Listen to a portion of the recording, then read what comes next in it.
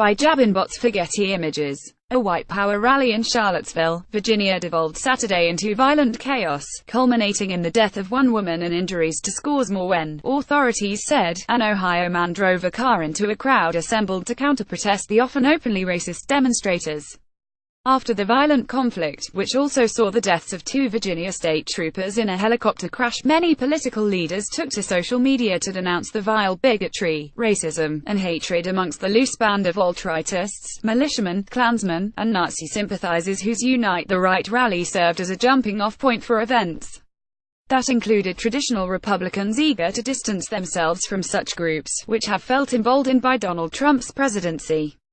Colorado Republican Senator Cory Gardner summed the mainstream sentiment thusly in a tweet: "Mr. President, we must call evil by its name.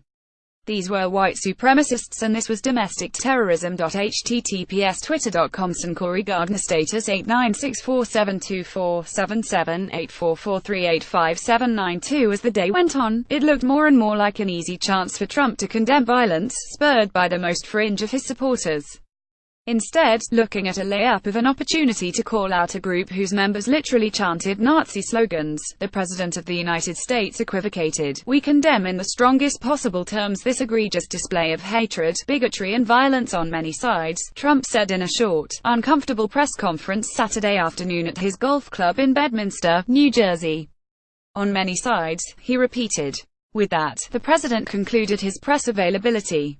Even the New York Post, Trump's tabloid Bible, came closer to calling it terrorism than the president did on its front page Sunday. https twitter.com Sithamandal status 896727757404725254. By early Sunday morning, friend and relatives identified Heather Heyer, 32, as the victim in the alleged car attack. On Saturday, authorities arrested James Alex Fields, Jr., 20, and charged him with 1 count of second-degree murder, 3 counts of malicious wounding, and an additional charge related to leaving the scene. He is currently in custody. His mother, Samantha Bloom, thought he was going to a rally for the president. "I just knew he was going to a rally," she told the Associated Press. "I mean, I try to stay out of his political views. I don't really get too involved. I moved him out to his own apartment, so I'm watching his cat. I told him to be careful," she continued.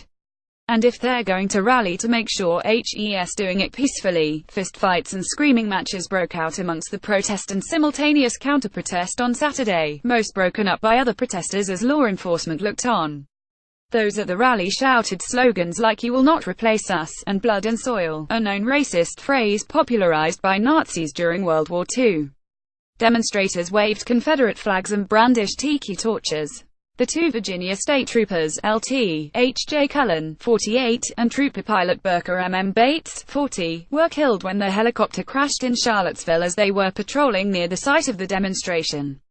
Former KKK leader David Duke was there, crowing about how the demonstrators will fulfill the promises of Donald Trump. As former NBC anchor Soledad O'Brien noted on Twitter, Trump's equivocation left plenty of room for that takeaway. https twitter.com Soledad O'Brien status 896492127911149568. On Sunday, Vanity Fair's Gabe Sherman confirmed that the White House saw this as a both-side situation. https twitter.com Gabriel Sherman status 896714418490355714 update 5:23 p.m. on Sunday, the White House issued the following statement in regards to the previous day's violence in Charlottesville. The president said very strongly in his statement yesterday that he condemns all forms of violence, bigotry and hatred. Of course that includes white supremacists, KKK, neo-Nazi and all extremist groups.